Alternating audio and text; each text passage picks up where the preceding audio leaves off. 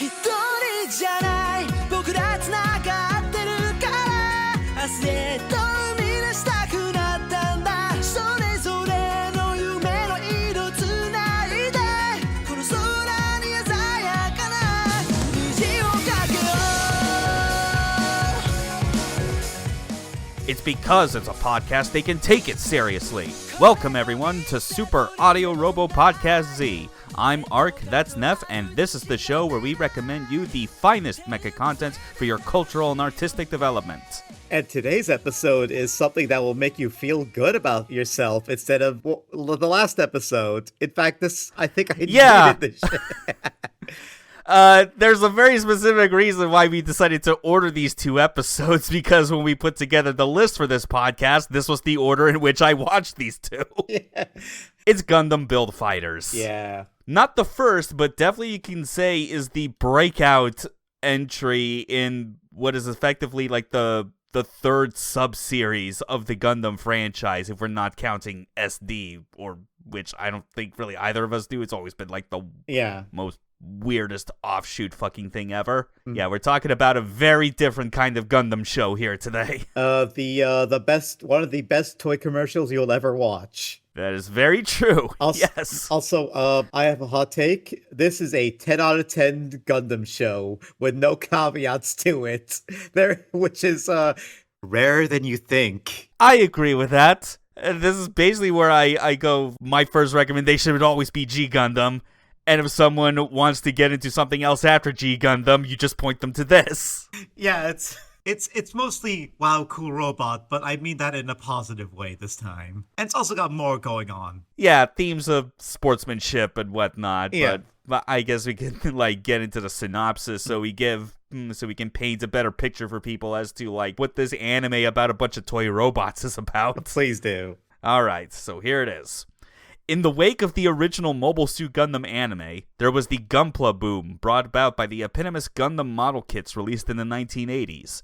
Now the world is in its second Gunpla boom as revolutionary technology allows these plastic models to be controlled and fight in a sport known as Gunpla Battle.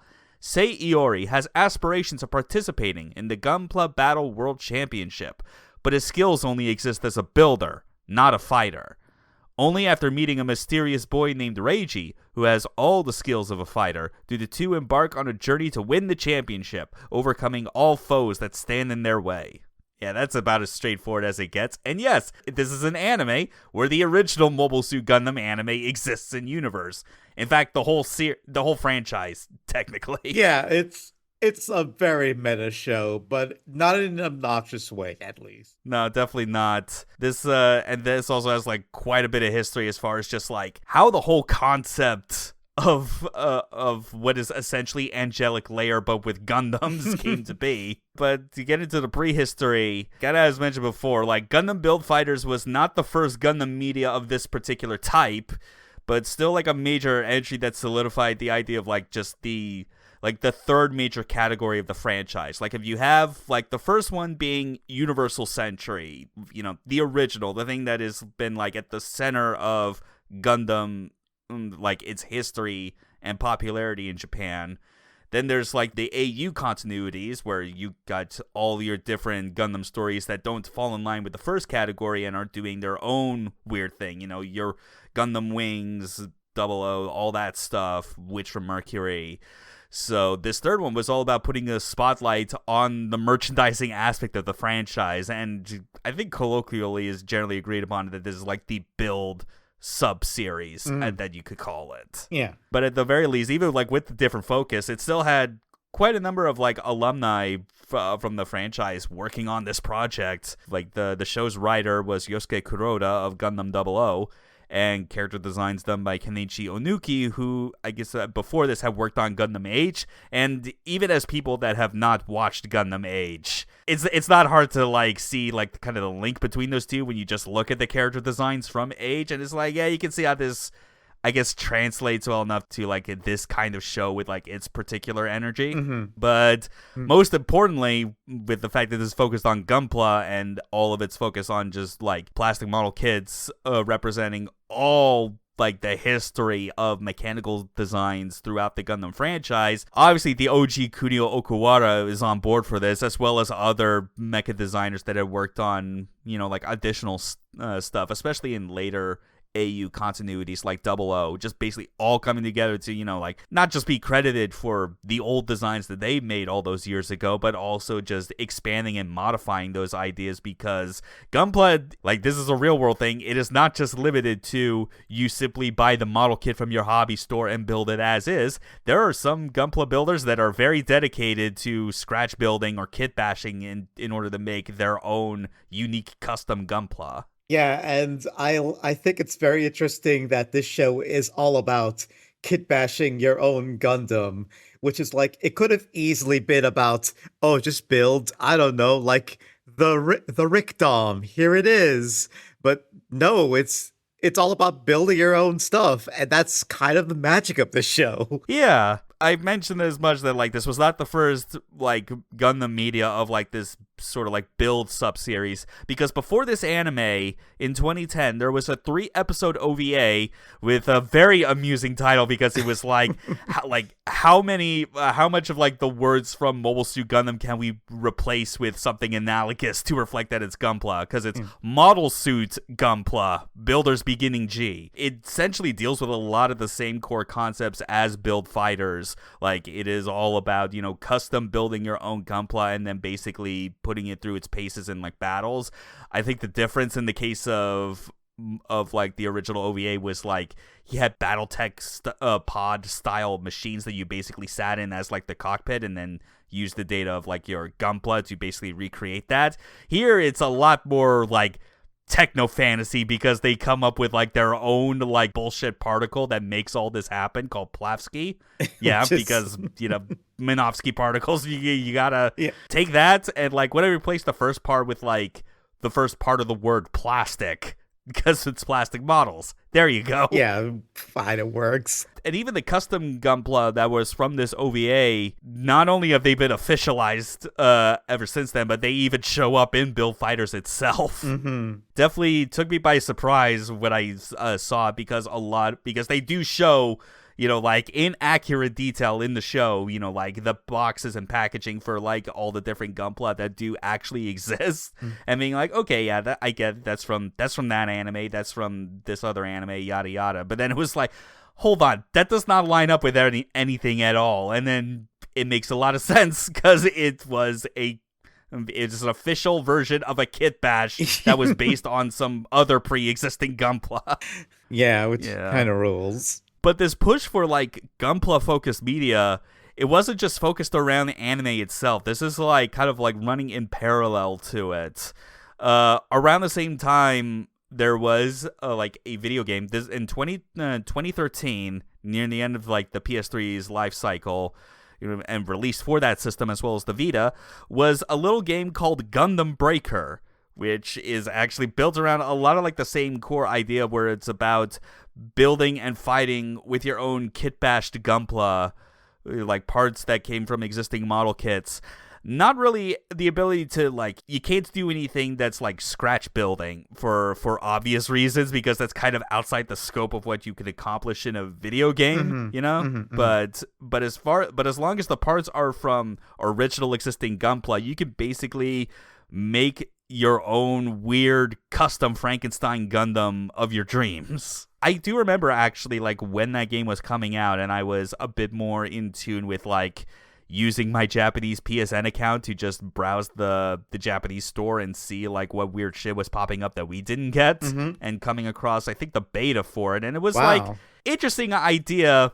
I wasn't too big on how it played, though. It was a bit, like, kind of, like, very unrefined, which surprised me when the series actually managed to continue, and I remember word of mouth spreading about, like, the third game, which was on PS4. That took me by surprise, because I wasn't that game kind of mid? How did this continue? It actually got better. Yeah. Oh, that's actually a relief. In fact, people would still say the third game is the best one. I mean, I played that fourth game. It still plays pretty well. it's at least on PC. That's a modern advantage it has over all these others. But regardless, between games and like the anime, it was like both of them happening in the year that they did. Like the timing was no coincidence because it was all kind of coming out basically in the lead up to the Gundam franchise's 35th anniversary milestone, which would have been in early 2014.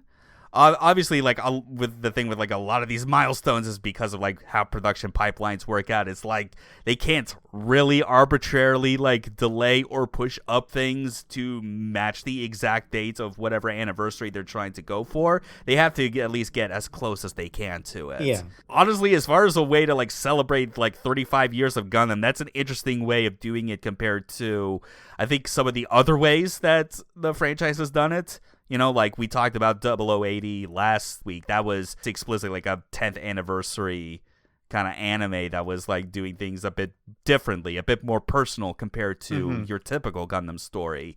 And even Turn A, which is your favorite, like that came out in 99. That also qualifies as like a 20th anniversary. And that's a big deal considering that was Tamino's return to directing a Gundam anime. Celebrating the franchise's history by highlighting how big of a deal its merchandise is. Yeah. Pretty smart, I'm going to say, especially when it translated into what is a pure but goddamn enjoyable like battle anime, I guess you could say. Battle, sports, kids toy anime, I guess, sort of. It kind of has aspects of all of those, but it's not like falling all the way into one camp over the other, which I think is like what helps it kind of stand out among a lot of those other anime that would kind of be like categorized as such. Yeah, I think I'd say it does a better job blending all of those three together. And it takes like the enjoyable parts of shonen, the enjoyable parts of like a sports anime, and just kind of like distills it into like a almost perfect like 20 something episode series. Yeah. And even with like the fact that it is so like merchandise focus as well, and that it has ties to like real things that you can buy and also get into, at least this in terms of your imagination. It's like, not to get too far ahead because that's in the why we recommend section, but like I would not be surprised if you're someone that like enjoyed things like Yu-Gi-Oh or Pokemon, that there would be enough overlap with build fighters that you could get into the energy it's going for. Yeah, it's got good energy to it. Basically, it's trying to sell. Yeah. It's trying to sell you toys, and it's working. I want to buy some of those model kits, though. I've still yet to get like this is kind of the fucked up part that after watching this, where it's like now that I know not only about like just the kit bashing and like scratch building part, it's like I'm conflicted as far as like I don't know if I could just stand to simply buy a Gunpla and build it as is, and instead I just want to make my own custom one, but that's gonna be way too much money after a point. Yeah, that's good. Yeah, and a lot of time too. But yeah, that too. Yeah, whatever. I'm fine with like my other Bandai model kits of other robots. That's perfectly fine as is. Yeah. I like the variety. But with the stage set for celebrating Gundam's history through its merchandise, Build Fighters would air on Japanese TV from October 7th, 2013 to March 31st, 2014. And as a bonus, I do believe, since this was, you know, like an anime from the 2010s, and we had already progressed quite a bit up to this point in terms of video streaming options, that I do believe this simulcasted with Crunchyroll back in the day. Assuming I did not misread things when I was looking up the kind of like the general history from when this aired. I think so. I think you're right on that one. Makes sense. I mean, it's still up there on Crunchyroll Yeah. anyway. That's something. Yeah, and for something that had like a striking amount of popularity in its time, it's like, yeah, it's no wonder that it also, you know, got a healthy amount of distribution, considering this was like kind of in the period where we weren't getting Gundam games in English. Yeah. At least we had this. Yeah, we had this, and eventually we got Gundam games in English, which is great. But yeah, like at the time, not really. Yeah, it was like coming out at like the tail end of like the consequences of Bandai's mismanagement as far as how the hell do you get people to enjoy Gundam outside Japan. Yeah. And eventually I guess they realized, just fucking put it out there as is. It's Gundam. Yeah, not only Gundam, it's like, what if we just, Super Robot Wars, what if we just translate that as is? It's like, wow, It just took you 20-something years to figure that out. Yeah, you finally realize you don't have to hinge like its successes in the West entirely on wing nostalgia. You can have it be anything. Yeah. People know what a Gundam looks like in the general sense, unless you're British and you Unless- call it a Transformer. Well, yeah, in which case, what is wrong with you? I mean, you're British. That's what's wrong with you. We don't count those people. Yeah, we don't count we them. Don't count. I don't count you. It's So, like, that's all, like, the background and prehistory for Build Fighters. And for something that is, like, obviously so focused on Gunpla and just all, like, the insane custom designs that are based on decades upon decades of giant robot designs, we got to get into the primary mecha, of which I feel like... that this was so hard for me to actually decide on, like, how to limit the amount of units I wanted to talk about, because there is so much. Yeah.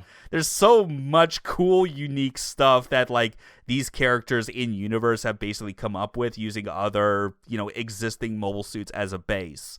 But I guess the first and most obvious one to use as a baseline is the Build Strike Gundam, which is used by our protagonists. And yes, not a favorite of ours in terms of, like, anime, but, like, it is a Gundam Seed unit. It is literally a modified version of the lead Gundam unit in that show. Yeah, listen, I'll shit on Seed all the time, but I'm not gonna shit on the mecha design. Some of those are pretty good. Yeah, some of them are good. Some of them, especially with, like, the poses, could be, like, especially dynamic. Yeah. But, like, the Build Strike, it's important to note as well that, like, even though this is not a UC era show or even AU continuity, like, Build Fighters is not exempt from the idea of the mid-season upgrade. Yeah. So what you do get eventually with the Build Strike is it starts out looking very comparable to, like, the original, like, Strike Gundam or Strike Freedom. I fucking forget because I try to not think about Seed as much as I can. But at the very least, like, as it goes on, its main upgrade is that it becomes the Star Build Strike, where it gets some fancy abilities and functions that definitely did not exist on the base model as it was portrayed in Seed, because you then get stuff like a special shield with, like, a panel that opens up to absorb beam energy, and which can even, like, convert that into, like, extra energy that gets used into its own attacks, as well as an additional a system called the RG system. And no, it does not stand for real grade. It is radial general. Just taking the whole concept of the Plavsky particles that animate these plastic model kits and make them behave as if they're actual robots is to essentially just convert that surrounding particles into, like, additional energy that permeates through, like, the inside and outside. Basically, like, if you're familiar with any other Gundam series out there that, like, has some kind of, like, super powered mode, like Trans Am, for instance, in 00 Season 2. It's a very good comparison to make. Mm-hmm. It is not the first of its type to have that kind of system, but, I mean, it works. It works. It's good. Yeah. Mm-hmm. Others, this is one where, like, it's part of the, I guess you could say, like, it has similarities to other units in the show, mostly in the naming scheme, but I only picked this one out because it is my favorite Xeon mobile suit, as we discussed last week. It is the Comfer Amazing. It is one of the rival characters. He is known for always using mobile suits where, like, the custom jobs that he does is that he basically outfits them with a shit ton of guns, and the name is, like, whatever unit that is, as well as the Amazing. So, like, kind of at the start of the series, you actually see, like, that character, Tatsuya, later Meijin Kawaguchi, basically, like, starting out with a Zakutu Amazing, as it is called, and it is just painted in Char's colors, obviously. But the Comfer Amazing is just cool because it's, like, it keeps rolling with, like, that concept of just having a shit ton of, like, guns that it can pull out at any times, especially with, like, just mole suit handguns. And obviously, with the Comfer's general, like, sleek aesthetic, it works so well. I like it so much. There's other amazing style units that he uses near the end, but, like, that's stuff where it's mainly all based on the Gundam Exia from 00. Yeah, it still looks like they definitely took a design that was already great and kind of improved on it a little more. That's kind of the secret to all Comfort variants, really, when you think about it. It's just you look at the design and you're like, what if we just beefed this thing up and like got rid of the whole glass cannon concept? And they were right. It works here. It works in Code Fairy with the Titania. Like, it's a recipe for success, really. Next unit I wanted to highlight is the Gundam X Mao, which is a Gunpla based on the titular Gundam X of the same anime, designed by Mao Yasuka. Very similar on the outset, but it's important to note that it does, I think, it's a very simple but genius kind of inversion on the Gundam X's kind of like core gimmick, because we all know like what its most powerful weapon is. It's the satellite cannon. Yeah. But it is limited by the fact that unless you are fighting with it in an arena where the moon is out, you can't use it. So instead, flips it on its head, where it's like, what if instead of the satellite cannon, it just absorbs solar energy? You know what? That's kind of genius for this show, because like, how else are you going to explain its giant like satellite cannon attack? Yeah, just have it out in daylight where like the sun is always present. It's like, yeah, that is real easy. At least with like the moon, it's like, you know, it's not just when the moon is out. The moon with like the specific microwave array that is situated on the bright side of it has to be facing anyways. At least here, it's like, when it's daylight, you know where the fucking sun is. The only thing you have to worry about is, I guess, it's like overcast, technically, but whatever. It does also get replaced halfway through with its own mid-season upgrade, where it gets replaced with the Crossbone X Mao, and like it still has like the same destructive armament as the Gundam X Mao. It's just anyone that knows about the about the Crossbone Gundam's design, it doesn't take much to imagine where the big satellite cannon type weapon fires from instead. Also, this is it's the closest we'll ever get to Crossbone Gundam being animated in any form. Yes.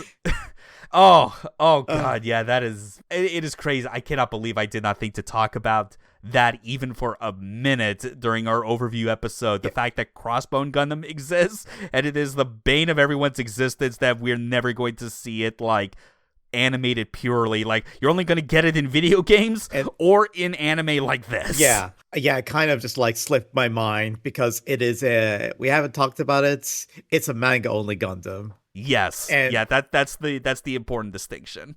And people have been asking for it to be animated for a long ass time, and I don't think it'll ever be. At this point, definitely not. More than likely not in the way that people have been wanting for years, back when the assumption was that, of course, you would do 2D animation for everything. But to finish up on our primary mecha, the next one is Bear Guy 3, or Bear Guy-san, if you want to go with the number pun. This is a wild poll as far as like custom Gunpla go, because this gets back into what I was talking about with like the Model Suit Gunpla OVA, and how it had some custom Gunpla designs that eventually became officialized.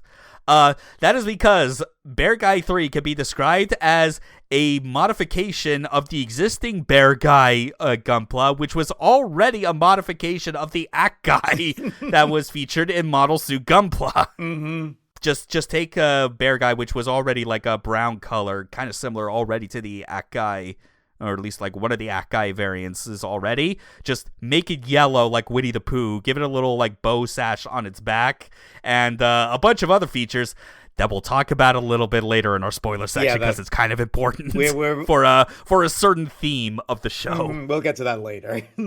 But regardless, it's cute because it's a unit that is like made by one of the female main characters who is basically new to getting into Gunpla, essentially. It's kind of there to show that when it comes to getting into this particular hobby, that it pays to not to be limited to just building the model as is, or being super rigid and adherent to the background and lore of its source material. Yeah.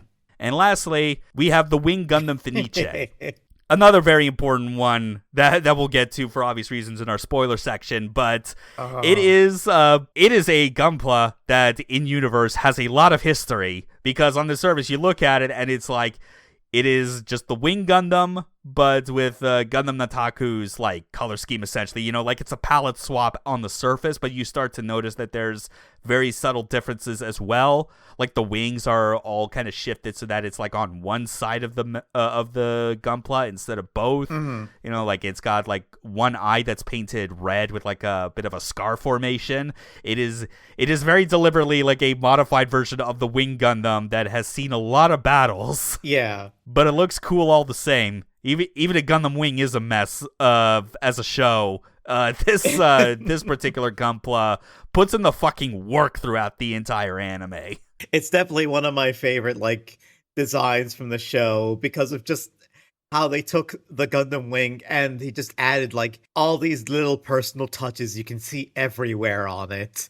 That makes it stand out as its own thing. Yeah, and that it has been around for a long time as well. Oh yeah, that too. So much so that like even if it doesn't state it, I think it's pretty easy to deduce that the particular owner of this Gunpla, Mr. Riccardo Fellini, this is very likely just the Gunpla that was originally made when Wing was new in the 90s. Which is probably wild to think that you would take something that old into a battle sport like this and still kick everyone's asses with it. Yeah, it's kind of crazy. And I decided that I would at least focus on a maximum of 5 primary mecha, even though there are more that we could talk about. But there's just so many. There really fucking is. You guys have no idea. I mean, this is a show about making your own Gunpla. There's going to be like a billion mechas in this show. There's already some insane deep pulls as well. I mean, like, I remember marking out when I saw the Blue Destiny Unit 1 was in there. I was like, fuck yes! I remember the Blue Destiny. I played those Saturn games. That was awesome. They even had fucking G-Savior in there for, like, the total of about, I think, 4 seconds before it properly blows up. Because that's as much as Bandai and Sunrise ever want to acknowledge G-Savior ever again. Yeah, there are so many deep pulls. You guys have no idea. For the seasoned Gundam fan, especially if for whatever reason they had not watched the show until now, there is a lot to get out of this. Yeah, like, here's the thing about the show, which I was going to say now. You can watch the show as a new fan or as an old fan, and either way, you're going to get something out of it. And I look at it as someone who's watched a lot of Gundam, watching this again, I'm just like that one meme of that, the pointing meme. That's me watching the show. Yeah, it was like Matt Damon, like on the seat, just like pointing and snapping at the screen. Oh, I know that one. I know that. Yeah. Yeah. Yep. And likewise, since we limited the amount of mecha we talked about to only 5 units, we're also going to do the same for primary characters because there's a lot of them. Most of them rivals, but like it's at least easier to kind of focus on who like the real like persistent kind of like recurring characters are. Well, I guess it'll be technically 6 because I'll mention one of them in passing in relation to our main character, Sei Iori, the protagonist, the middle schooler who's the son of a Gunpla builder who had participated in one of the early Gunpla Battle World Championships. It was only like a runner-up, but obviously it's been like a point of like pride and expectation in his family, and also why he wants to eventually do the same, but he has trouble actually, piloting, like actually controlling his Gunpla in battle effectively, but he is at least very good at building them. And like for most of the show, it's like like the whole life is that it's basically him and his mother, Rinko Iori, everyone's favorite anime MILF. If you know, you know. Yeah. And basically, as in the absence of their father, just like being all over the world, which like you might not realize as much. I remember when I was first watching the few episodes, the fact that the father wasn't around, I was like, is he dead? But it's like, no, that turns out not to be the case. It's just he's off on his own goofy misadventures. But they're both at least like running their own Gunpla store that they kind of have like that their home is attached to, just kind of like on the side. Yeah, so that's kind of like what what that is. It's like, and obviously it's like Rinko herself, like she's not like versed in anything to do with like Gundam or Gunpla, but she is at least like the best kind of mom who is very understanding and supportive of her husband and her son's hobbies, as well as trying to make sure that her son gets a girlfriend. Yeah, or I would not be surprised if it was just any partner, really. I mean, technically, yeah. The gender doesn't matter. Yeah. Rinko is gonna matchmake the fuck out of you. As long as my son is getting laid, I do not care. Ma'am, your son is still not of age of consent yet. Well, I mean, okay, as long as my son has a girlfriend and or boyfriend.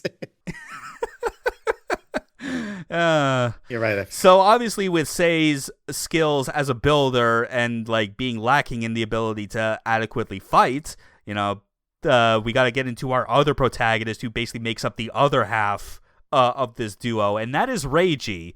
He was like a very hot-blooded, red-haired boy of mysterious origins, which turned out to, like, his backstory, as he describes it, is, like, so on its face fucking stupid that you would be surprised that it actually has any validity. It goes places. His backstory kind of goes places. But he at least is, like, kind of a free spirit just wandering around until, like, he comes across Sei and, like, basically does him a solid, because the first episode is kind of dealing with the fact that like Sei kind of has like something of a bully who just like keeps challenging him to Gunpla battle at his own family's store and keeps kicking his ass at it. So like Reiji just comes in to be like, yeah, I'll do you a solid. I'll do this Gunpla battle thing, whatever the hell it is. I don't know.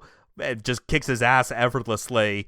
And it's like only just kind of like after getting to know each other better that the blue and red Oni, because that is obviously their color scheme. Yeah. So Sei takes after his mother in terms of hair color, which is a dark blue. That's a very obvious kind of color matching that they kind of go with. Reiji is like kind of, I guess you could say, for the purposes of the show, actually the first one to be the kind of shown as an example of kind of an outsider to Gunpla, not getting why, initially at least, why everyone is so into it, but eventually he starts to see the magic, which kind of you see in various ways being reflected on a whole lot of the other rival characters as you watch the show. And even as far as like other characters that would like be kind of outsiders to Gundam and Gunpla before eventually kind of getting into it on their own terms, there is China Kosaka, who is a classmate as like a not so subtle crush on Sei. In fact, this is very much the girl that Rinko is constantly trying to get closer to Sei however way she can, which, I mean, I understand that. The two of them make a pretty good couple, I think. They are pretty cute together. Like, Sei and Reiji's dynamic is pretty good, but it's a dynamic that works in a sibling energy kind of way to it, Yeah, like older brother and... Because, like, even the times when they have, like, arguments with each other, it very much feels like when, like, two brothers are kind of getting into a spat about something. Yeah. But China, like, she obviously has, like, no prior, like, knowledge of Gundam or, like, experience with Gunpla, but just by seeing how passionate Sei is about the whole thing is what gets her to kind of branch out from, just being a girl in the art club who's like good at watercolor paintings to eventually building her own Gunpla. And yes, if you couldn't put two and two together at this point, she is the one that made Bear Guy 3. Mm-hmm. And we're going to talk a lot about her during our spoiler cast. Yeah, one of the episodes we have to talk about is very much, I think, like her episode in a way. Mm-hmm. Because of how much it like helps everyone else around her go down the path that they need to. Yeah. The next character is Tatsuya Yuki, who is like at Sei's school. Like he's actually the student council president, who's a master of Gunpla battle, and also like pretty popular with the ladies, even though I think there were like passing comments from like some of like the female classmates, like when you get to see what like Sei's school life is, where like they talk about how dreamy Tatsuya is, that like they kind of have to bring up almost like it's a stipulation that it's like, yeah, but I don't know what it is about him being so obsessed with this whole Gunpla thing, but at least he's hot. Again, this is a world where like Gunpla is popular, but you still have those moments where like it definitely does not feel like it is the ever-present, everyone and their grandma knows what this is and is into it, so the same way that something like Pokemon You know, just the act of like what that activity is in the Pokemon series is like a way of life. Yeah. Essentially. Yeah, it's not like it's popular, but it's not exactly like all consuming in a way. Yeah. And Tatsuya Yuki, like, he becomes like the first major rival for Sei and Reiji both, which in effect is like the important thing for like setting them on the road to eventually competing in the World Championship, because Tatsuya is also competing to get in there until he has to drop out of like the like preliminary like qualifiers for mysterious circumstances. That is because he is actually chosen as the new Meijin Kawaguchi, which is essentially it is a title for someone that is groomed to be the absolute biggest Dick G Gunpla fighter and builder ever. He even gets like shades and like a long coat, kind of like alternate outfits, slick back hair and everything. This is the closest that something like Build Fighters is ever going to get towards having a Char clone. And considering that his first Gunpla he fights with is the Zakutu Amazing, that should say everything. Yeah, they're not. I mean, for fuck's sake, he also has the nickname of the Crimson Comet. Yeah, they're not even trying to hide that he's supposed to be a Char clone. It is like everywhere with him. You know what they're also not trying to hide? Oh boy. Our actual best character, Mr. Raul, aka Ramba Raul. He is just in this show in normal civilian attire. He is still 35 years old, as he claims, despite looking way older than that with his portly frame and bushy mustache. And also, he's like constantly pining for Rinko, even though she's still married. Yeah, he is hot for mom. Also, I'm pretty sure this show brings it up. It's like, wait, you're 35? Really? Like, they know how absurd it is. Even to the point where it's like, he's 35, which is a load of bull, no matter how you look at it. He has a lot of history and, like, you know, friendships with a whole lot of other Gunpla builders, to the point where it is like, he goes into a fucking Gunpla bar that is just full of a bunch of Xeon fanboys, and they immediately recognize him as if he is the original Ramba Raul. Which begs the question as far as, like, at what point, like, are the two Ramba Rauls merging? Like, are they actually the same, or is it like just a coincidence? I don't know. But one thing that this anime likes to really delve into, and it especially comes to a head near one of like the episode, like near the end of the series. This is actually, I think this was even like comments from the production staff itself, is that the Build Fighters universe is just, it is a universe in which every Gundam character that you know has an alternate version that is allowed to just live in this world and not have to deal with the baggage of their source material. Which, yeah, you know what? I can respect that. Which makes it all the more funny when you do get that scene in like the Gunpla bar where everyone is just going Xeon towards him. It's just like, bro, it's like you seem to have lost like where the border between like reality and fantasy is, but whatever. Raul is great. He always shows up at the most inopportune moments to give color commentary. Like, if there was ever a character that like had reason to potentially be just like a god avatar for like the creator of the show that is just living among these mortals, it would be Mr. Raul. Yeah, and God, it really feels like the people who worked on the show are just fans of Rambo Round. They're like, let's just put him in. I mean, I believe it. I like him more than Char if we're talking about like Xeon affiliated characters in the original anime. And he's more like a cool uncle here, who also kind of wants to fuck your mom. But anyways. Well, uncle on a different side of the family, I'm going to say. Okay, on a different side, yes. God. And as you would expect, what Gunpla does he fight with? Of course it's the goof. Do you even need to fucking ask? Like, so why do we recommend this? Why do we recommend I mean, I think it sounds pretty clear why we recommend this, but I mean, it's still good to go over why that is. We have a format, we gotta stick with it. This is true, yeah. Decorum in this case must be upheld.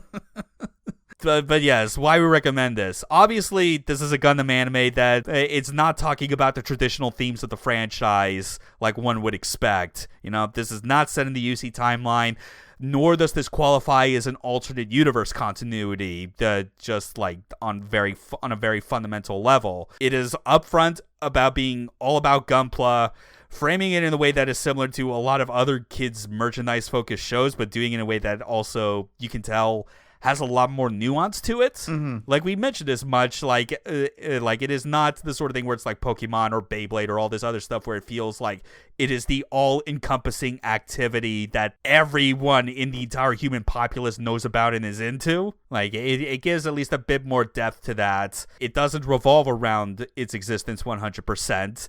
So that's why the anime is able to flex itself by showing people that may not be all the way deep into the Gunpla battle rabbit hole or just completely out of the loop entirely, and asking, why are people so serious about this? And like, I don't have like the quote on hand for obvious reasons, but I used part of it in our opening line because Mr. Raul actually gives a powerful answer to that very question, as it applies not just to Gunpla, it applies to literally any other hobby that you might be into. You know, if you're into if you're a cinemaphile, if you're way into video games, if you're into like building or like refurbishing like old outdated technology or anything like that, you know, it's like, it is the final line he says, where, like in the case of Gunpla, he says, it's because it's a hobby, they can take it seriously.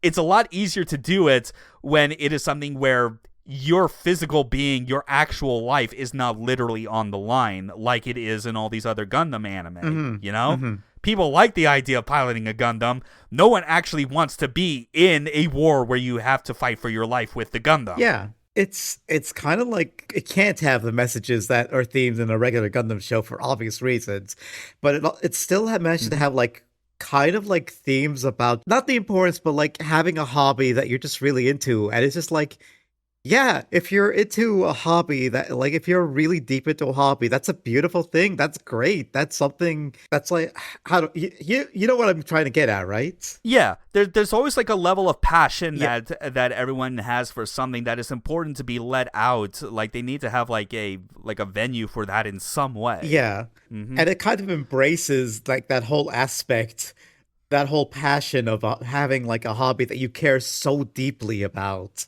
Yeah, even if it's something where, like, if someone looks at it without any, like, prior, like, familiarity or knowledge and might, you know, look at it in a way where they go, huh, that's weird. It's like, that still is not something that should, like, deter you from, like, being less passionate about it. Mm-hmm. You know, if anything, try and make a good example to those people that might be unsure as to, like, why this is something you think is cool. Yeah. Such as the whole thesis statement of this entire podcast. Yeah, which is what we're trying to do anyways. And we hope it's working. It better work. Yeah.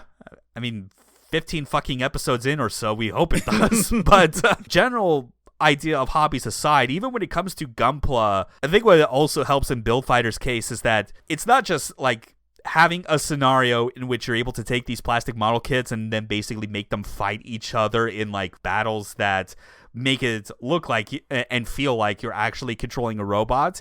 It actually gets into like the appeal of Gunpla as like just a model kit building hobby itself, and even focusing on, you know, just the importance of like what kind of goes into building these models in the first place and how to do it properly. Like it should be no surprise, especially when it comes to like an episode at around the halfway point, that it kind of tackles this particular question very head on, when like a couple characters who don't really have any experience with the building side of Gunpla just get thrown in the deep end into basically like a quick crash course on how you do it. It's like, yeah, these are the tools that you need to use. You always need to pair good nippers. Also use tweezers when you're applying stickers, especially when it is like those really, really fucking tiny pieces of shit that are so difficult to get on the spots that you need. Fuck those so hard. I'm surprised they didn't like hit them with like, and here's how you do water decals as opposed to stickers. Because I've done that once. Boy, that takes a long fucking time. Yeah, those are not easy. Yeah, and I mean, I can even say as much, especially when I didn't get into it because of watching this anime, but at least like the year before, like I decided to like start getting back into like robot and model kit building. like in a general sense, not just Gundam, is like I did actually decide, okay, if I'm gonna get back into kind of building up this collection again, I should actually see what the tools are that you're supposed to be using so that you can assemble these cleanly and efficiently. And as it turns out, watching Build Fighters, I was like, yep, that tracks. They're totally selling like the correct basic info that you need as far as how to actually build these things. Yeah, it's a very detailed show. Even the stuff as far as like scratch building, which is a term that we bring up constantly, where it's the idea of like either with like whole chunks of plastic of a similar composition, or in some cases just taking existing Gundam parts and basically shaving off, you know, bits and pieces of it, or even like combining the two together in very unorthodox ways. Like that's more or less scratch building, and you see that constantly, especially with like in between battles, you know, say might be doing maintenance on the Build Strike or Star Build Strike Gundam, and just, you know, basically like taking like literally sanding down the plastic itself and doing all kinds of other fine tuning to it. Like all this is stuff that is based on actual real techniques that like people that are way into the Gunpla hobby will actually use. Yeah. And all this is like just focused around an anime where it's plot, characters, driving action, everything kind of about like what it's about. You know, like a kid with dreams wanting to become the big champion of like this competition. Like it's a very pure, simple idea that is like not too dissimilar from like a kind of other kids focused things. I mean, for fuck's sake, we bring up Pokemon. Like, we have had this anime go on for so many fucking years of Ash constantly trying to aim to be the Pokemon League champion and only getting it once. But regardless, like it's a similar energy that like it's still enjoyable to watch despite its simplicity because of what we talk about with how it portrays Gunpla as a hobby, how it like delves into the fact that not everyone is immediately on the same wavelength of why this is cool, and being shown like how it could be such a magical thing, and it does it with such enthusiasm and takes it so seriously that, you know, just kind of like with a lot of other things that we like as well, where because there's no irony in that presentation, because they take it so seriously and with such enthusiasm, that enthusiasm invariably rubs off on the audience itself, that they want to take it seriously at the same time. Yeah, we like this might be a very merchandise focused show, but it's very sincere in everything it's doing. There's no moments of cynicism in this. It's like you can really tell that the people who made the show put their actual heart into it, that they cared about it. And it's like shows everywhere, like not just like about Gundam, about Gunpla, about the characters and their stories. And I appreciate just that sincerity it has. Especially when you look at what qualifies as the antagonistic characters of the show, and they very much care all about just like winning by any means necessary at the expense of fun. Yeah, and it's like, yeah, that's it. This is a show about having fun. People could take it seriously, but like that seriousness should be towards like making sure that it is still fun for you and everyone around you. Like that's kind of like, that's definitely like at the core of Build Fighters' message. And it's the sort of thing where I think even then, I've still not gotten around to like watching the sequel season, and I still don't know if I want to yet at any point. I already know that it's like generally agreed on as being not as good as this. And I think in no small part due to the fact that the Gunpla hobby aspect of it feels like that emphasis, from what I have seen, gets further and further reduced as like these build type anime kind of go on and just focus more on the fact that like it's robots fighting. Just watch the robots fight. Yeah. And it's like, yeah, but that's only half of what makes Build Fighters so good. Yeah, the problem with Build Fighters is everything after Build Fighters gets less and less good. Like, Try is not as good as Season 1. Yeah. The whole Metaverse Gundam shit is just not good. It's just not good. Yeah, just the whole idea of taking it entirely into like a virtual reality space also, like, that definitely just seems to diminish the whole idea of the Gunpla aspect even further, because it is a very physical thing. Yeah, so like if I were to recommend, like personally, as someone who's watched like most of the Build Fighter series, I just say watch the first season. If you want to watch more, watch Try, then just stop. Just stop right there. Yeah. Although I have heard, I've still not gotten around to it because it's been a bit iffy as far as like finding if there are good subs for it or good video quality. But I believe there was like a one episode kind of like OVA thing that was supposed to be more of a direct sequel to this show specifically called GM's Counterattack. Yeah, there was. I don't think I've watched that one yet either. Yeah. Yeah, I just know it specifically has to do with, like characters from this particular anime, like returning for that one, and obviously working. It sounds more in a lot of ways like I guess kind of like an epilogue, like a more fleshed out epilogue, as it were, for this season, because Try does take things into a different direction with new characters and even new battle rules for that matter. Yeah, but. Otherwise, Build Fighters, like, just by itself is, like, absolutely worth the watch anyway. Yeah. And thankfully, because this was a 2010s anime, in addition to airing on Japanese TV, it obviously had the benefit of simulcasting on Crunchyroll and is, I believe, still available to watch on Crunchyroll even now. Even Prime Video as well. I think, like, the only downside, obviously, is, like, for any of like these subscriptions or well, any of these streaming services really, is that like they're kind of locked behind the paywall. Like you have to pay Crunchyroll or Prime Video if you want to be able to like watch those. There was apparently, I looked up on some of the history, is that apparently the Gundam Info, like the official YouTube channel, did briefly have it watchable on there, but then I guess at some point they decided, like as part of stuff that they've done with like other Gundam series, they just kind of cycled those out where it's like, okay, for a limited time you can watch this on our YouTube channel, otherwise after that point just pay elsewhere, I guess. Still, it's like if you really want the official route, again, the major streaming video services, even with like the paying for the subscription, it's like you could do worse. Yeah, it's still readily available for you if you have an account already. Yeah, this isn't like 0080 or Gundam X, thankfully. Yeah, where you have to like jump through a lot of hoops just to watch them. Definitely. So I think we've made a pretty good case as to why someone should watch Build Fighters if they haven't already, because now we're getting ready for our second half of the show. Oh yeah, this is where we get into the real meat of things. For a 25-episode anime, as you would expect, this is another highlight discussion. We've singled out 2 episodes that we want to discuss, and I think...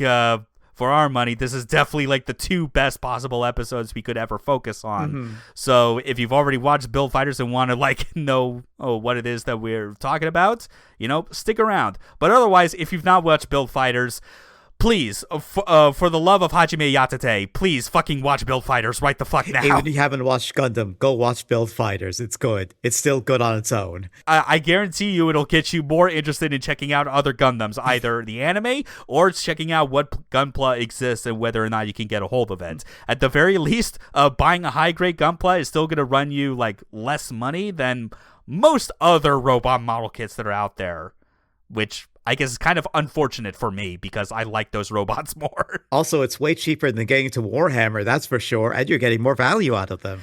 Damn fucking straight. God, that fucking reminds me, because there was like that tabletop Gundam game that the like Bandai announced earlier, and I was like, you really could have just made like tabletop game rules and just let people use their existing Gunpla anyway. Yeah, that would have been better than whatever they're just trying to steal Warhammer's thing. I don't think I want Warhammer Gundam anyways.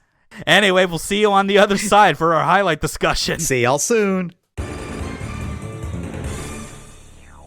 Alrighty then. Okay, let's get to it. Okay, so we got 2 episodes, and our first one is episode 9, Wings of Imagination, or as I like to put it, how the rules of Gunpla battle are sometimes veering on that of Calvin Ball. Where we just make up the rules as we go. Yeah. So this is an episode that I would say the main focus, if there was a character that it gets the big spotlight on this, is China Kosaka. And in particular, focuses on that by introducing an additional character that plays off of her, because we start this episode like any good one, with an Ojo-sama having a one-sided rivalry with our heroine, who is completely oblivious to said rivalry, and still winning against her effortlessly. Yeah, she's constantly trying to provoke China, but China's like, oh, hey, it's my friend. How are you doing? Yeah, and it just infuriates Caroline to no end, especially when she realizes, like, because they meet at the start of this episode for a middle school art contest, basically kind of like a middle school art club students basically submitting their best watercolor pieces. And obviously, like, Caroline's is the most traditional looking one, but it loses to China's, in which it is a watercolor picture of her Gunpla, Bear Guy 3, just eating from a pot of honey like Winnie the Pooh. Which, understandable. That is an adorable painting. I think it's one fair and square. Also very demoralizing to Caroline when she realizes that she lost to a plastic toy. Yeah, that too. It's such a good shot. Like when she is hit with that realization. But at least that's a moment where you look at that and it's clearly China being in her element, because she obviously likes doing art stuff and is also at the same time slowly starting to get into Gunpla. Obviously that same enthusiasm does not apply as easily, or not really enthusiasm, more like she gets a bit nervous when she has to help out at like her family's restaurant. Yeah. Having to step in for the role of the waitstaff, which I'm definitely glad you like pointed out. Not Jared and not Kakukan. Being there, because it's like I noticed Jared's hairstyle, even though it was not the same color. I was like, oh, that's got to be another fucking cameo, isn't it? And yeah, you were right. Yeah, they're both Titan pilots from Gundam Zeta, and there's a lot of blink and you're missing cameos in this show. Yeah, and again, that's not even counting episode 23, where it is all about, take a shot for every Gundam cameo that you recognize. That is the Gundam. The true diehards will come out of that episode with alcohol poisoning. Have fun. I'm going to fucking die afterwards is what I'm going to do. Jeez. But as this is happening at the start, Riko Iori is having a crisis on two levels that she needs to call China to help solve. The first is getting her son a girlfriend, which we already know that, and I'm sure China is totally fine with that part. But the second is getting her son out of that damn workshop, because he has been in a very stressful kind of slump of trying to like build the next version of the Build Strike Gundam, but is just hitting a wall as far as like, how the fuck is he going to do this? How is he going to make this into the Star Build Strike? And clearly what he is needing most at this point is a mental refresh, which, you know, who knows? Maybe inviting a friend over like China could help him out with that. And best way to do that, as it turns out, is China did finish building her own Gunpla, the Bear Guy 3. And I guess that's what's needed to get Sei out of the workshop, because now he's like, okay, never mind. This shit can wait. I want to see this. Yeah, I think that says a lot about Iori's character, and it's kind of cute how it's like he just gets so excited. Like, he's so deep into his own projects, but he gets so excited when his like friend is getting into his hobby. He's like, oh, I want to see what you're doing. Oh, I'm so excited. I'm so glad for you. You know, that kind of thing. Even strangers that show the prospect of getting into it also get him super excited, lest he like, you know, talking about like a Gunpla model kit that someone wants to buy and just espousing basically Wikipedia article levels of like info dumps. Yeah. He loves what he loves. He does. And I can respect that. Especially because, like, I would definitely want to see Bear Guy 3 in person if someone made that, because it is such a cute Gunpla, really. Yeah. And again, like, as we said, it is all the more silly and creative, the fact that this is based on a Gunpla that was based on a modified Act Guy. Which is still funny to me. Just like taking the head and replacing it with a bear. And then just like even making it so that like the mouth on like the bear head can also like open and close and all these other cute little functions to it, where it does show that like, oh yeah, China did just like take some very smart creative liberties with it and actually kind of understood how to assemble this properly. And this is also like another great Caroline scene as she shows up on horseback, by the way. Although it's like, although even before that, you just see her standing like trying to be as triumphant and intimidating as possible on the top of the kid's slide. Yeah. It's like, Girl, you need to check your image, especially when you are constantly distracted by Bear Guy San's cuteness that you just get like pulled into like doing a puppet show with it. It's just even she can't resist the cuteness. Yeah, but she otherwise shows up now that she knows that like the painting that won that competition was based on a Gunpla. She did her research, and now it's like, haha! I have a new avenue to flex my superiority over China and win over my rival. Gunpla battle! I challenge you to this all-girls tournament that is being held on this date. You better be there. And it's like China does initially have like some hesitation about doing it because like she built Bearguy-san kind of not really for the purpose of battle. She just built it because she just wanted to, have a model that she made and just have as a display piece, kind of like her paintings. But you can tell like she briefly remembers why Sei's mom like called for her to kind of help out her son and realizes, no, you know what? I'll fight. I'll participate. Yeah. So you get to show, I mean, it works on multiple levels. The fact that, like, even at this point in the show, that not only is someone like China getting into this hobby legitimately because of someone she likes, also being way into it and wanting to understand it better, but also that, for something that is so boy-oriented in a lot of respects, historically, like Gundam is, Yeah. well, at least, or at least genre-wise, is more boy-oriented. Obviously, Gundam has a lot of female fans for like very different reasons. Oh yeah, the Fujoshis might have saved Gundam. Let's just put it that way. Yes, so much so that some alternate universe continuity Gundams, like those anime, have more or less been made in order to capitalize on the fact that those Fujoshis exist.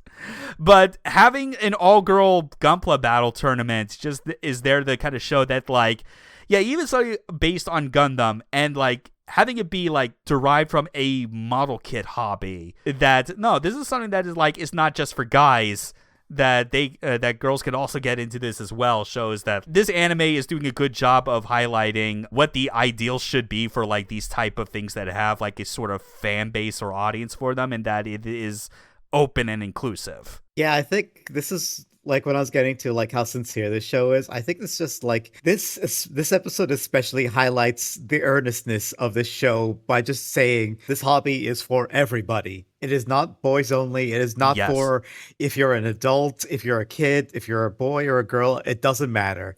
Anybody can get into this. Mm-hmm. If you like it, then you can do it. Yeah. Especially like, and there's nothing to stop you from getting into it, even if you are making a Gunpla that has like no real basis in anything that came from an existing Gundam. Yeah. Which plays into a very crucial moment later on. Mm-hmm. But until that tournament comes around, that means we got to have a training montage. And of course, it's set to the show's opening theme as it goes on, because it's like, it's mostly about how to properly control it in Gunpla battle. Reiji is there to help out. It's a pretty pure upbeat moment, and I love it. Yeah, it's just a very wholesome like training montage. There's really not much to say other than it's great. Yeah, which I also forgot to mention as well, of all things, with like the, because of the opening theme playing in this case. It's like both opening themes, for that matter, are also like by the same artist, back on. I forgot to mention as well that, like, to tie this back to how the Gundam Breaker series has basically gone on like simultaneous with this,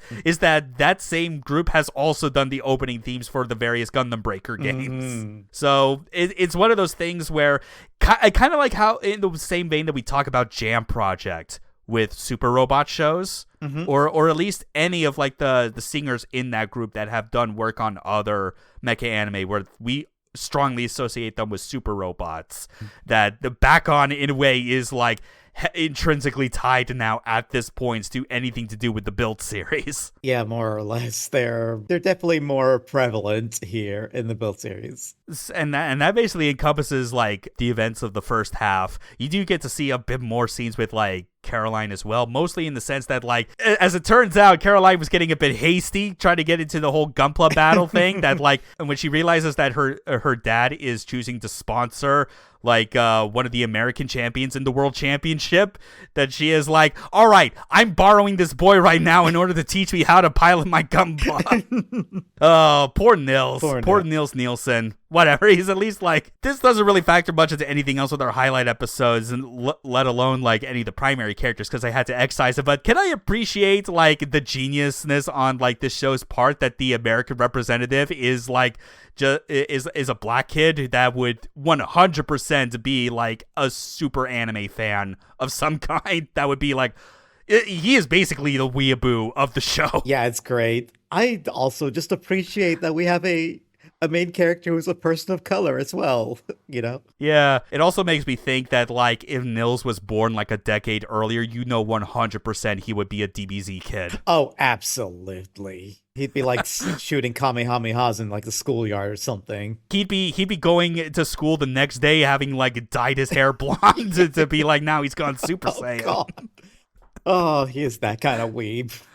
Yeah, if only he would take that energy into, like, Gunpla as a whole, because as it turns out, he's not that. No. He's not as deep in the whole passionate the same way others are. But whatever. That's just like kind of one of his earlier cameos before he starts getting more of a focus in the latter half. Mm-hmm. But now we got the tournament rolling around. China gets her first opponent with an Allenby lookalike, who is unsurprisingly using a customized Nobel Gundam. And is it really any surprise that someone that is rocking the Nobel Gundam would go straight to Berserk mode? No, of course. You would do that right away. There's, like, no consequence. Yeah, especially when you're not having to deal with the mental and psychic damage that Allenby faces in the original source material. Yeah, so fuck it. Just hit that. Just smash that button. Just go Berserk instantly at the start of the match. I mean, I say as much. I'm guilty of using the same powered-up modes practically instantly in Gundam Breaker. Mm-hmm. Although, at least in my case, I make sure that my units are way more resilient than this Nobel Gundam, because it just gets fucking one-shotted. Yeah, it didn't really have much of a chance. No, definitely not. But whatever, we needed this to get out of the way so that we could get to the main match of the tournament. China versus Caroline. Bear Guy 3 versus Knight Gundam, which the latter is used as a handy explanation of SD Gundam's existence and how it is its own classification of Gunpla. Yeah, and the part that I also like as well, it's weird too when you think about it, this is basically the only time, like, the only major instance where they show that, oh yeah, SD Gundams also can participate in Gunpla battle, even though no other major character uses them. Like this is the main time you get to see it, and I appreciate that when it is shown in this instance, the way that it is drawn and animated, it's still 2D, like everything else in this show. Mm-hmm. Like, all the Gundam fights are gorgeous 2D animated fights. They're fantastic, but even the way the Knight Gundam is shaded throughout and obviously is exaggerated because of the SD proportions is like, it almost feels like it just got dropped in out of a different anime, which makes the fight feel even more standout and kind of weird. I mean, it's a super deformed Gundam against a robot teddy bear, which is just really funny for a fight in general. Yeah, and very creative. Yeah. Which, speaking of creative, we get to see what Bear Guy's secret feature is, as it is the thing that ultimately wins the fight. Because starting out in the first half, Knight Gundam has the advantage, because it's just like cleaving through, like just like cutting off Bear Guy's arms and all that, until suddenly an event that was unforeseen as far as how Plavsky particles would treat it. Mm-hmm. Bear Guy was stuffed with cotton this entire time because of character lore. Yeah, just like, it's part of Bear Guy's backstory. Okay, sure. That's what a kid would do. He was just a normal teddy bear until he woke up one day in a weird Kafka metamorphosis type manner that he turned into a robot. At least it wasn't a cockroach. I guess so. You know what? It's at least the organizers of this tournament were like, yeah, that's fine. That's not against the rules, actually. Yeah, because, like, as the system rules, and Plavsky particles basically treat the cotton from its wounds as like an immobilizing agent, in which it basically it ends up getting shot out at the Knight Gundam, basically enveloping it in a pink cotton candy like ball. That it gets, that then China uses that opportunity to basically wring out Caroline's Gunpla, which is, you do get to see kind of what that actually looks like, where as soon as it leaves the field where the Plavsky particles are active, it just goes back to being immobile. Yeah. This is what I was talking about at the very start, where it was like, this is basically like kind of veering on the edge of Gunpla battles being Calvin Ball.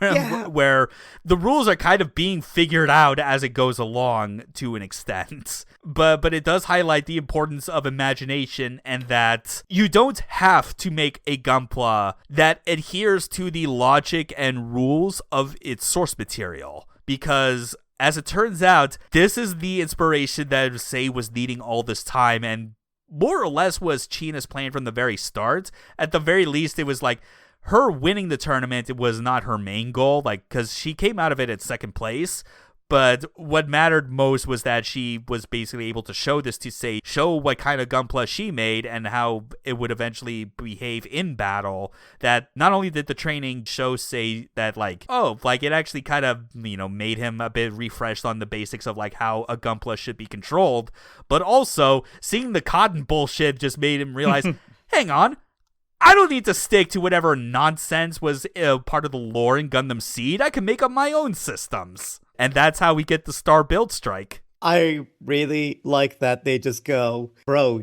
this is not precious. Just do whatever you want. Just be creative. Have fun with it. Fuck it. I mean, even in terms of physical design, because getting back to Gundam Breaker, because I played quite a bit of Gundam Breaker 4 when that came out on PC, that when it came to the Gunpla that I landed on, obviously I couldn't do what anyone in this show does, where I come up with some brand new original gameplay system that matches it. You're still kind of at the behest of kit bashing and using existing mechanics, but I at least was able to make my own Gunpla in that game that looks nothing like a Gundam, let alone any other mobile suit, because I made it the most super robot looking motherfucker ever. Hell yeah, that's what It's more or less based on, if you've been seeing the background image for our podcast with our original mech designs, it's that's basically what I try to match my Gunpla in Breaker 4 as close to as possible. Dark blue, Getter 1 style head, all that stuff. Even gave it Crossbones cloak, because why not? Capes on mechs are cool. Hell yeah, it is. I do not want to hear anything from motherfuckers out there that say the opposite. In fact, I know some people out there that try to say that capes on giant robots are not cool. And I am putting this in here right now, even though this will be several weeks after the fact. I'm calling you out, bitch. Also, people who say that, I have 2 words. Black Getter. Yes. I have a lot of qualms with Gero Armageddon. Black Getter is not one of them. I mean, Majikai's Skull also had that badass cloak for the few minutes it had in episode 1. That was awesome. Yeah, capes on mech fucking rule. You know what was the best design for Gundam Exia? It was when he had a fucking cape, a hobo cape. Yeah, there's even something in the form of a shoulder cape that we're gonna get to see that's energy based in our next episode. Yeah. Episode 15, Fighters Radiance. I think it is fair to say that if this is not their favorite episode, this is at least their top 3. It's up there. It is definitely one of mine. Yeah, there was no question from either of us that this had to be one of our highlight episodes that we talk about, because of how much it gets at the core of what makes this anime so exciting, as well as bringing a lot of its ideas of sportsmanship and passion to the forefront. To give context for episode 15, because obviously we're jumping 6 episodes ahead, and this is already in the middle of the World Tournament. Sei Iori finally got his tournament-worthy Gunpla made.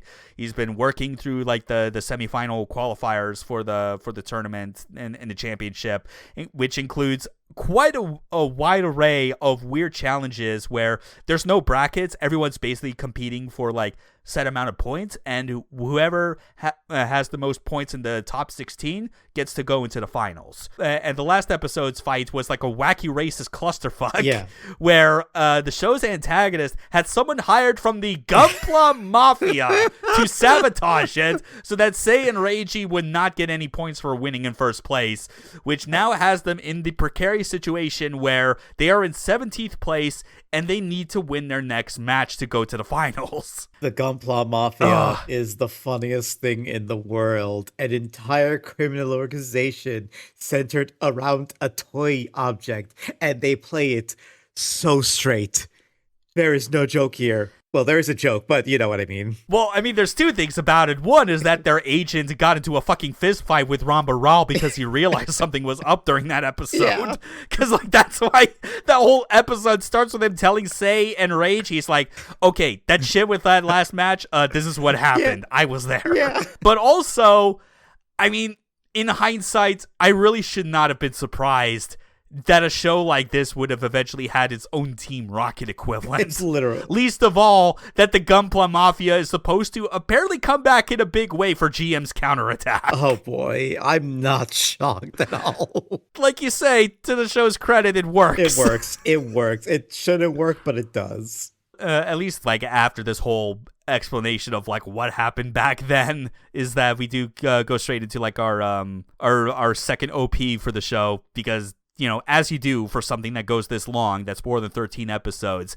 And we've been around, we've known that one person that is always so adamant about like, oh, the first OP is always the best, they should never change it, the second OP always sucks. There have been more than enough exceptions out there that I'm like, nah, you could put a list as far as like, nah, there's the second OP in some cases is better. This is one of them. Yeah, I like the energy it has. It's very fitting for like the world tournament stage that the story is at this point. Mm-hmm. It's definitely I'm definitely there with you on that one. Yeah. So we've got by this point, because of we're on the world tournament stage, like we do have more of an actual antagonist that is present in the form of Chairman Mashida, this real doofy Temrei looking motherfucker that hired the mafia to try and sabotage the match. They just took Amuro's dad and made him into the biggest wimp, which, you know what, fair. His dad sucked anyways. Yeah, he's such a coward. I guess he's not suffering from delirium as a result of like oxygen deprivation to the brain. I guess that's something. But but it is a sort of where like just Reiji like barges into the chairman's room and is like basically strong arming him, being all like, motherfucker, were you involved in like sabotaging this match? Did you not? And he's like trying to weasel his way out, but deep down, Mashita's freaking out because he notices something about Reiji that everyone else in the audience would not think about unless they were told about Reiji's backstory and how absolutely stupid it is. Because it seems we have found the one person that actually believes it. Yeah. Also, his assistant Baker is like somewhat more competent than him, but also at the same time, I'm like, girl, what do you see in this guy? You could do better than this guy, yeah. Yeah, you're his assistant, but you feel more like his mom. Pretty much. At one point, you even see like her coddling him while he's like sitting on her lap. It's like. Yeah, like Meijin like twisted his wrist briefly in a previous episode, and then like she just grabs his hand and goes, pain, go away. It's just like the same thing that you would do to a kid.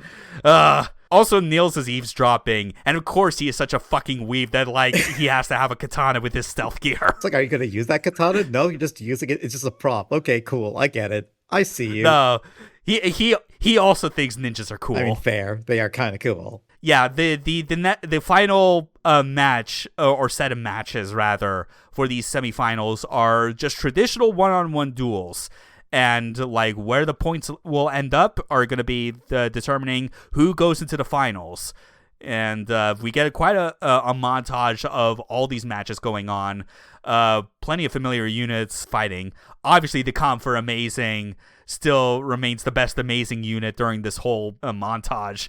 Least of all, just because it's like, Meijin didn't need to shoot down all of his opponent's funnels, but he just did it anyway. Fucking expert marksman with all of those guns. Because he can. He's just flexing here. It's like, what, he thinks he's a cool guy? Yeah, he's kind of a cool guy, actually. Yeah, I mean, when he's the third Meijin, he's got a reputation to uphold. True.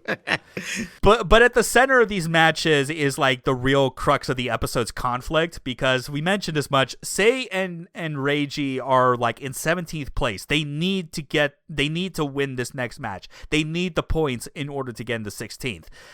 Turns out their opponent for this upcoming match is the Italian dandy, Riccardo Fellini, who, despite the nickname and how much he tries to pose himself off as being cool, let it be known, he is still a huge nerd like everyone else. Have you ever tried... Like a fucking scene from a few episodes prior has him getting drunk and then just fucking like fanboying out about how great the Blu-ray extras for the 8th MS team are.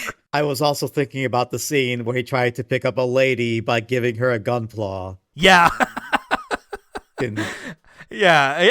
Again, this solidifies for you that, oh yeah, Gunpla is not the 100% all-encompassing hot thing that everyone is into. It's like there are some people that are like way deeper into it than others, and then there are some that are on the outside of it, and that they're like nerd. Like that's what they're thinking. Pretty much. But the dilemma that comes in isn't the fact that they have to fight against Fellini. The dilemma is for Fellini himself because he is already set for the finals. He's got more than enough points that a conversation with everyone's Gunpla idol, Kirara, basically suggests the idea that it's like, yeah, you're already set for the finals. I mean, it'd be easy for you to do a solid for Sei by just letting them win. That way you both can be in the finals. And this doesn't really sit well with him. No, he has like a whole crisis over it. A crisis that lasts for as long as he is in his hotel room, because it is so clear for the show to not abide by true sportsmanship is cowardice, even if it's doing your opponent, who is a friend, a solid. Yeah, and this is like where I came to a realization. Like I already like had this thought, but it kind of solidified here. Oh, this isn't just a battle anime. This is a sports anime. Because, like, you know how in a sports anime, the stakes are kind of low, but the sport is still the most important thing for everybody involved. Like, they're so into it, and they take it so seriously. And there's all this, like, these themes of sportsmanship and, like, just, like, sticking with your team and all that. Yeah, it's got all of that. Honestly, it makes a lot more sense, because I'm thinking back to people I knew from, like, 10 plus years ago when they were watching this, that I'm pretty sure a couple of those were also Kuroko no Basket fans. Yeah, so... Yeah, the basketball anime fans would also have some overlap with the Gunpla battle fans. That kind of makes sense. Yeah, and if you're someone who loves Haikyuu, you probably love the shit out of this, too. That, too, yeah. Like, again, this is this sort of thing where, like, as we said as much, it's not throwing all its eggs into, like, one type of anime as far as, like, its tone and presentation, because it's like it's pulling just enough from all of these that, like, it's able to cast a wide enough net to get even the most outside person interested in what the show is all about, which is buy these fucking plastic model kits. They are so cool. Which is kind of the problem with the later series anyways, but you know. Yeah, that's just how it is. Yeah, but anyways. But that's just the first half of our episode. Like, most of the episodes, they're very structured in a pretty good way as far as, like, you know, everything before the commercial break is all about the setup, really, and just kind of getting, like, the necessary character moments you need before the second half rolls around, where we get, like, the match of the episode. And, oh boy, this goes beyond just the match of the episode. This is the match of all time. The match of the entire fucking show. Jeez. Yeah, because at this point, like, everyone is watching intently, including future rivals that are very curious about just how intense this match is, even though they are not nearly as invested into the Gunpla hobby. Fellini is very clear about what his resolve is for this match. That the fight starts with setting the tone via the Fenice and Starbuild Strike headbutting each other, just charging literally head first until they collide. And it sends the message clear that all three of these boys, they are playing for keeps. Oh, it's so immaculate. It's so good. It's such a tone setter. It's so, yeah. Yeah, and like, everything starts out with, like, Fenice very clearly being used to get rid of the Starbuild Strike's, like, most key, like, advantage, which is obviously, like, its absorb shield system, since that can just completely nullify beam weapons if it's able to, like, catch any shots. And since this is a modified version of the Wing Gundam, obviously the Buster Rifle qualifies as such. So, like, you do get to see, like, some pretty good moves on Fellini's part where he is, like, taking advantage of the terrain to get in close and, like, disable the shield completely. Actually doing a pretty good job with the initial advantage on Fellini's part.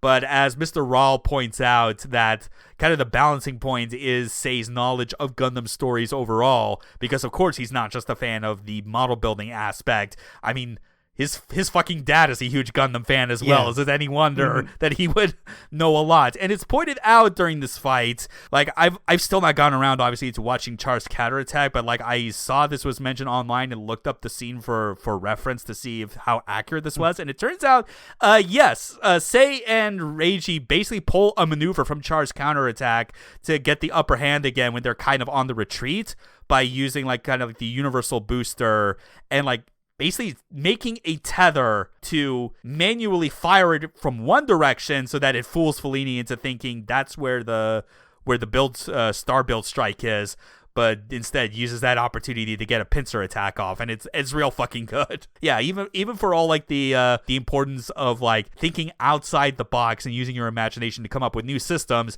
it still also pays to have like knowledge of the lore essentially. Yeah, it might come in handy like it did here for them. And it continues to get so intense at this point where it is like halfway through the match, you can basically say that like everyone's long-range options are completely destroyed. Like the Fenice's Buster Rifle, the beam rifle for the Star Build Strike, those get destroyed. The match has no choice now but to go into a close quarters brawl. And it's so intense. You forget in the moment that these are model kits that are fighting, that these are not actual robots, but god damn it, it feels like it is. It feels more intense than any actual Gundam battle in the whole franchise. Like, it is up there with, like, definitely at least with, like, quite a number of, like, G Gundam fights, that's for sure, since that's, like, the closest comparison. I think just what really helps is that the fact that they are our model kits, so they can just go hard on these fights. It's like, yeah, just fuck them up. Just destroy them, let them lose a head, let them lose an arm. We can go as like hard as we want, and it's fine. They'll get rebuilt anyways. We don't need to hold back. And that gives the fight so much impact. And the only thing that I think has even more impact is the speech from Fellini himself, which really sells kind of what we talked about as briefly as we could, like in our non-spoiler section about the Wing Gundam Fenice, and basically about like its history as a Gunpla and how that ties into Fellini's life story essentially. Because yes, we are not kidding, this is the same Gunpla that Fellini had since he was a boy. And so that makes it all the more special when you're looking at like the glimpses of his backstory, where even the first time he's able to take the Fenice into a Gunpla battle, he, like, as a teenager, he has the most wide-eyed, joyous expression that makes him feel like he's gone back to being a kid, because now it's like the toy he grew up with is now alive and he can do stuff with it. A true enjoyer of robots like us understand that we look beyond these things as just tools or even toys. They are comrades. Yeah, then we look at them as like actual things, like actual characters in their own way. Like I need to read this off because I had to write this down verbatim because of how good it is. Just this entire speech, like as it is getting back up from taking a massive fucking beating in close range from like punches and beam sabers and whatnot, and just refusing to go down. Does it hurt, Fenice? I'm sorry, but I didn't build you to be put on a shelf for display. I built you to win. The Gunpla I made, my Wing Gundam Fenice. I made you to show the world that you're the strongest. So, just hang in there a little longer. Okay, partner? Let's grab victory with these hands! And like, as he says, okay, partner, it is important to note the shot that it gives, the close-up of the Fenice's face, is in the exact same frame and angle as the shot of the Wing Gundam in Gundam Wing's original opening. Which, you know what? That's the speech, the music that plays. It is all just chef's kiss. Just perfect. And just the realization that he has been fighting with a Gunpla that was likely the original manufactured version of the Wing Gundam from the mid-90s. Yeah. Going up against other Gunpla that have had way better manufacturing processes on just the quality of the materials. There is so much to think about, where it's like, if he wasn't fated to go up against certain opponents near the end of the show, it's like he probably would have been he definitely would have been the most likely person to be like to like win the championship. Yeah. Like he probably would have won against against Meijin Kawaguchi. He would have won against anyone else, really. Pretty much. But Yeah. but Sei and Iori are putting up a hell of a fight in this moment because they need to match his resolve of, I am going to win this fight even if I have to break my own fucking gunpla.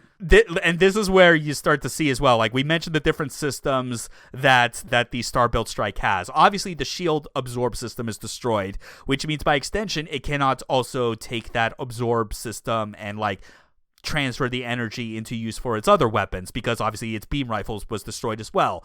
Now there's only one option left, and that is the RG system. Time for its big power boost. As Plavsky particles are permeating throughout the Star-Built Strike's entire body, the fist fight continues. Fenice is still keeping up even regardless. Like, it even goes as far as to take its beam cape. Yes, it has a beam cape. Yep.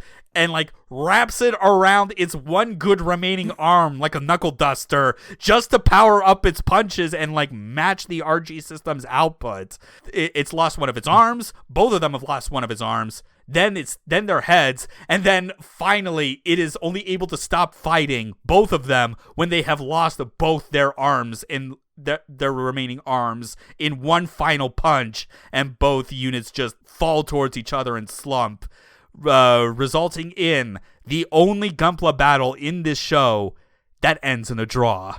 And you know what? They don't even care that there was no real winner. Crowd fucking understood what they were watching, and they go ape shit at the end. Yeah, there is, and understandably so, because there is so much fucking heart in this battle. It's not just like a sick fight, it's just like it's one of the best kind of fights that tells a fucking story about these characters. And you get like so much of their emotions and just what this hobby and this entire thing means to them. It's like more than and it's like all these different things that make this such a special fight. It's so amazing. And even as it goes on, it's like you still get like some snippets of Nils, still watching. And because he's still at this point of like he's really only at the tournament for like reasons other than just the love of the hobby, that like he's still asking the questions of like, why is Fellini like putting this much effort into something where like winning or losing doesn't matter to him. And it takes Meijin himself showing up and literally saying the words, "You don't seem to be that big of a Gunpla fan, I take it." It's like, damn, way to call motherfuckers out on their dedication to this hobby. Yeah, of course you don't get it. You're not that into it, buddy. Yeah, and as harsh as that might seem to some people, I mean, like, we make as much a point about how the show does a lot to kind of show the fact that like this is a hobby that's for everyone. But it's important to know there's another side to that coin, where it is like the rest of the people in this hobby can't do much for you unless you're willing to like put forth some amount of effort on your part to like match that as well. You at least have to show there's the genuine interest that makes it worth spending that time with you to like to also indulge in that hobby. Mm-hmm. And it's unsurprising that like it's still a few episodes after this point, but like even then you're still seeing the signs that Nils is eventually going to open his eyes to what the true appeal of Gunpla Battle is as well. Like every major character that isn't already neck deep in this hobby is eventually going to get there. And that's the beauty of it. And it really is great just how nicely this match works out, because as it turns out with the rules of a draw is that normally a winner gets 4 points and the loser gets nothing. So with a draw, they just gave everyone 2 points, and turns out 2 points is all they needed for Sei and Iori to get into 16th place, which means they're going to the finals. Yeah, everything just worked out. It's fine. In fact, even in the end, you just see them building their Gunplas, rebuilding their Gunplas together and laughing together. Yeah, even though Reiji is just kind of like off in his own quarter eating on a meat bun, is like, is it really that fun to build this stuff? And they both just turned to camera like, it sure is. Yeah. And all's well that ends well in this episode, except for Chairman Mashina, of course. Loser. The biggest dweeb. Fucking God, that fucking guy. Yeah, just this fucking petty thief that stole the crystal from Reiji's home and is basically the whole power source for Plavsky particles. Because yes, I guess we could say as much considering this is the spoiler section. Yeah, no shit, Reiji's backstory that he gives, where apparently he is like a prince from another world. Yeah, that is actually fucking real. That's the whole reason why Gunpla Battle is able to exist, because magic shit from another universe, from a fantasy kingdom that takes place on a space colony, by the way, gets brought into our world. You cannot make this shit up. You know that KC Green comic, the one where it has the guy who just throws up his arms and goes, I guess? That was me after that. I was like, Sure, whatever. I don't... Yeah. The rest of the show rules, so I'll let it slide. It's so stupid. Yeah. So much of the show rules, so much of the other episodes that like I would have loved to talk about. Yeah. Like it would have also been easy as well to like replace one of these episodes with the cameo episode 23, where it's just see how many Gundam character lookalikes you can get. But at the same time, that's kind of all it really has going for it, really. These two episodes made the most sense. Yeah.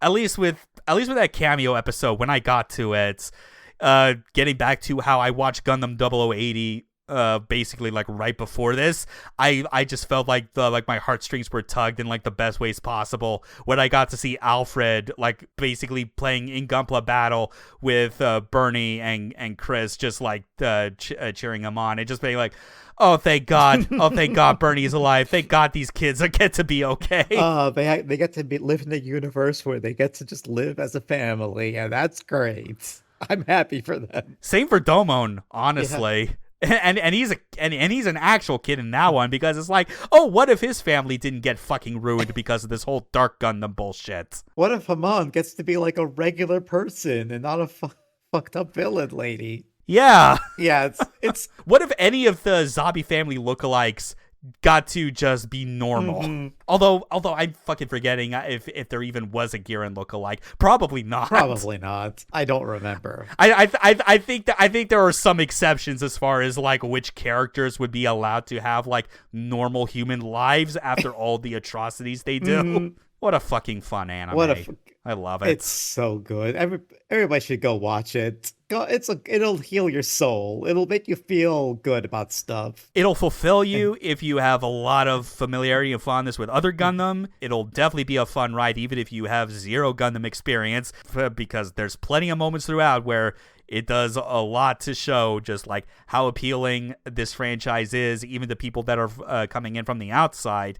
And obviously, like if you have not gotten into model kit building as a hobby, who knows? Maybe this will get you over the edge.